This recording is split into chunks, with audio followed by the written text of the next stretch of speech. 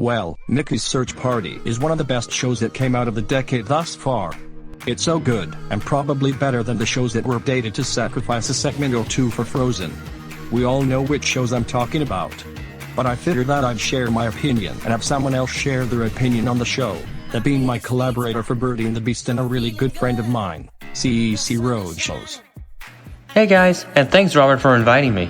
In my opinion, Mickey's Search Party is one of the best modern Disney on Ice shows of all time.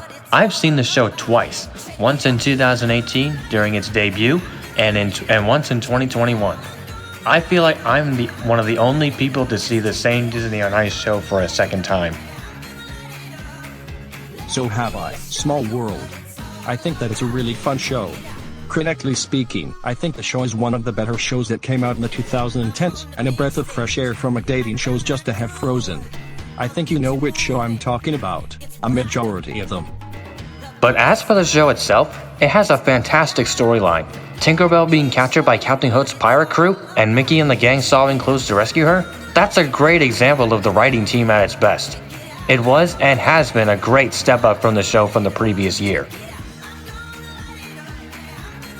Indeed it was. I liked the Peter Pan storyline without Peter Pan, and how all the clues intertwine with a different Disney movie. But what I really loved about the show was that even though some of the princess-focused stories weren't there, they chose to focus on the sidekicks as well, like Genie, Sebastian, Lumiere and Cogsworth, Maui, Kristoff, the Green Army Men, while of course having the main character of each story included, and love interest as well for some. I think my only complaint on the show is that it's a bit misleading when it comes to the villain. Mr. Smee and the other pirates have done all the hard villain work in capturing Tinkerbell and driving the story of the show. Captain Hook was just there just because the show needed Captain Hook. He only had one small scene in the show and that was it. Very true, but a very big surprise that I was not expecting at all. Lots more characters that were not part of the actual show whatsoever, including Peter Pan, Snow White, and Dobby, Tigger and Pooh Bear, Rapunzel and Flynn Rider, etc. were all in the finale. But now that we got the major story out of the way, let's talk about the segments individually. Starting with the best Disney movie ever made. Beauty and the Beast was one of those segments that could have been a lot longer. It didn't have the Beast or Gaston, but the aerial tricks that during Be Our Guest were absolutely amazing. Yeah, I really liked it. The fact that they were able to incorporate the live-action dialogue and scenery designs from the animated movie. It's a best of both worlds situation. And yeah, while I do agree with the point of not having Beast and Gaston, I really did miss them in the show. The Toy Story segment was amazing in itself. It had original voice acting and everything. The cool part was when the Luxo ball came out into the audience and the people had to toss it over to the Green Army Men by the rink. Toy Story was probably the second best segment to me. Thank God that they were able to come up with new material for that as opposed to recycling the Western dance lesson again. Speaking of which, new dialogue was recorded for each segment, with the exception of Mona. Mona was really well done, thought it was a lot better than Into the Magic, despite everything else being bad in the show. I really liked Mona in that show better than Search Party, and every other show. Other than that, this show was notable for the debut of Miguel from Coco, and dare I say, his segment was the best one in the entire show. With Miguel coming down the stairs of the arena to the rink at the beginning of Remember Me, and the tricks and Mexican dance routines on the ice was fantastic. And there were also some aerialists that bent down and then up again. Theatrically speaking, it had it all. The use of backlight, the acrobatics, the music, man, this was Disney on Ice at its purest.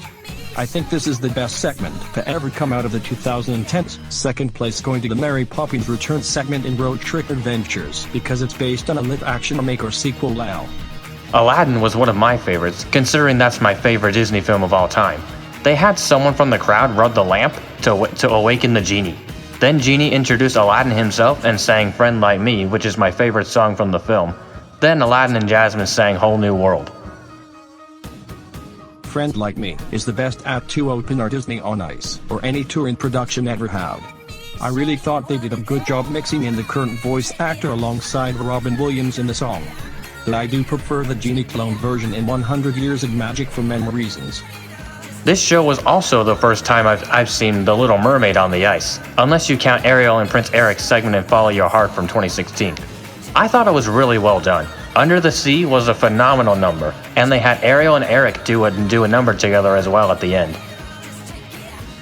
I really like the Ariel costume in the show compared to the other ones, to be perfectly honest. The mermaid fin, though impractical, really worked on the ice. Prince Eric's costume is really well crafted, and God, I really love Sebastian's new on ice look. Under the Sea was really well done, and whoever voiced Sebastian had a lot of fun with this segment. I really liked the composition of Kiss the Girl, and included a part of your world at the end. As for the Frozen segment, it wasn't really what I was expecting. Despite the fact that it had already been part of Disney on Ice for up to 4 years up until that point, the acrobatic segment with Kristoff and his ice-picking friends, that was absolutely amazing. The flips and tricks they did were awesome. Then they of course had Elsa sing Let It Go, which is basically a staple for any Frozen segment in Disney on Ice. Then Anna and Olaf reunited with Elsa, and it skid right to the finale. But in all, this segment in particular was a lot shorter than I was expecting, which really surprised me. Frozen existed in the show. Not gonna lie, I'm so glad that Kristoff got something to do in the show, compared to the reenactments which give him the same part as he did in the film. Let It Go was Let It Go. It was surprisingly short, and you know what? I'm glad about that. When I saw the soulless remake of 100 Years of Magic, my knees were tired from sitting. The Frozen segment usually takes almost a half hour.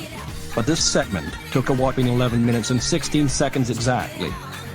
Overall for me, Mickey's Search Party deserves a 10 out of 10 and a 5-star rating. This truly is one of the most amazing modern Disney on Ice shows of all time, and I am truly and forever grateful to have seen this show twice. Same with me, and I'm really excited to see what Disney on Ice has in the future.